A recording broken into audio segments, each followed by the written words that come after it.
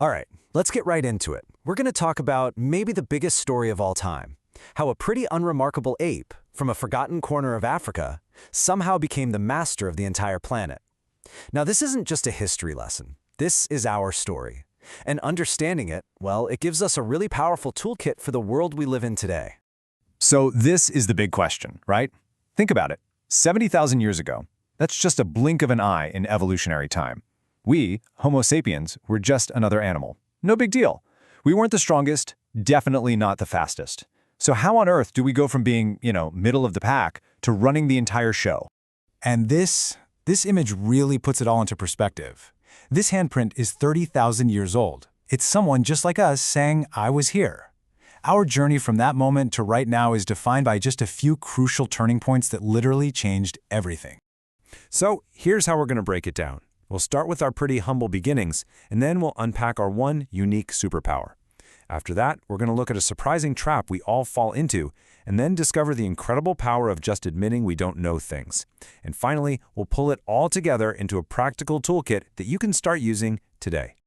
All right, let's start at the very beginning. Long before we were rulers, we were just another animal trying not to get eaten. I mean, for most of our existence, we were prey just as much as we were predators. We were picking berries, hunting little animals, and mostly just trying to avoid being someone else's lunch. There was absolutely zero evidence to suggest that our descendants would one day walk on the moon. So, what happened? And that's where we get to our first great leap forward. It's called the cognitive revolution. This is the moment we got a truly unique superpower that set us apart from every other creature on Earth. Now, here's the core idea. Our superpower isn't just having a complex language. Lots of animals communicate. No, our superpower is the ability to create and believe in fictions or imagined realities. Think of it like this. A monkey can yell, "Watch out, a lion!" But only a human can say, "The lion is the spirit animal of our tribe." And don't think for a second this is just ancient history. This superpower is the bedrock of our entire modern world. Money? It's just a piece of paper, a story we all agree to believe in. A company like Apple or Google? It's just a legal fiction, an idea. Human rights? Nations? Justice? You can't touch any of them. They are incredibly powerful stories that we believe in together. So here's the bottom line. These shared stories, they're like a mythical glue that allows millions of complete strangers to cooperate. You could never get 1,000 chimpanzees to build a cathedral or start a company, but you can get millions of humans to do it, all because they believe in the same imagined reality. Okay, so let's jump forward to our next big shift. Around 12,000 years ago, we started farming. We call it the agricultural revolution, and we usually think of it as this huge step forward for humanity. But was it really? Yeah, that's a pretty provocative thing to say, right? The idea that farming, the very foundation of our civilization, was a fraud. It kind of challenges everything we assume about progress. But the evidence actually suggests that for the average person, life got a whole lot harder. Just look at the trade-off here. As foragers, we had a really varied diet, we actually worked fewer hours, and we had fewer diseases. Farmers, on the other hand, ate the same boring wheat or rice every day, worked from sunup to sundown, and lived crammed together in villages where diseases spread like wildfire. You could almost say we didn't domesticate wheat. In a lot of ways, wheat domesticated us. And this leads us to a concept that is so relevant to our lives today. It's called the luxury trap. It's what happens when some new luxury that's supposed to make life easier slowly becomes a necessity and ends up just creating more stress and pressure. I mean, just think about email. It was supposed to save us all this time, right? But what actually happened? Well, pretty soon everyone expected an instant reply.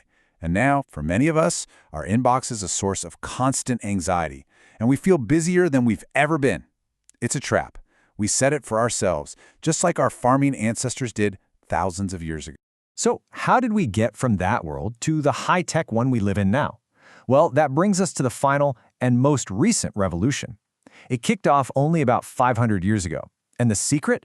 It wasn't about finding new answers. It was about embracing a totally new attitude. See, before the scientific revolution, most cultures basically believed that all the important stuff was already known. It was in some ancient book or handed down from the gods. So real progress was basically impossible, because why look for new knowledge if you think you already have it all?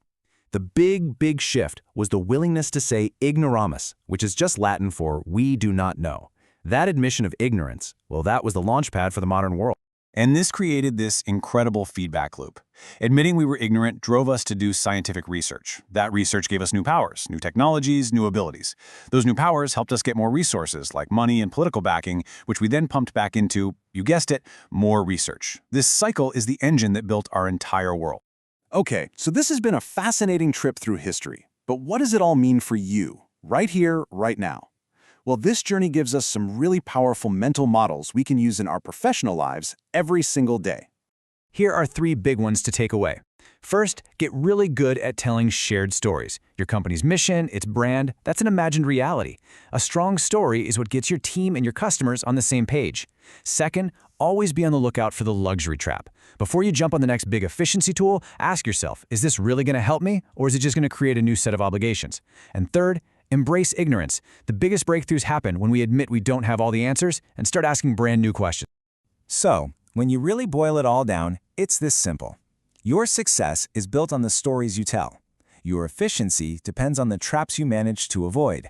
And your growth, well, that's powered by all the things you don't yet know. These aren't just history lessons, they're operating principles for success. And if you want help putting these principles to work, to move your own story forward and find more clients, we can help with that. Feel free to book a free call with CT Marketing by using the link right below. I'll leave you with this one last thought. In this journey, we've gone from canoes to spaceships. We have these godlike powers of creation and destruction. But the big question remains, now that we have all this power, do we have any clue what we really want to do with it? That's the challenge our story leaves us with.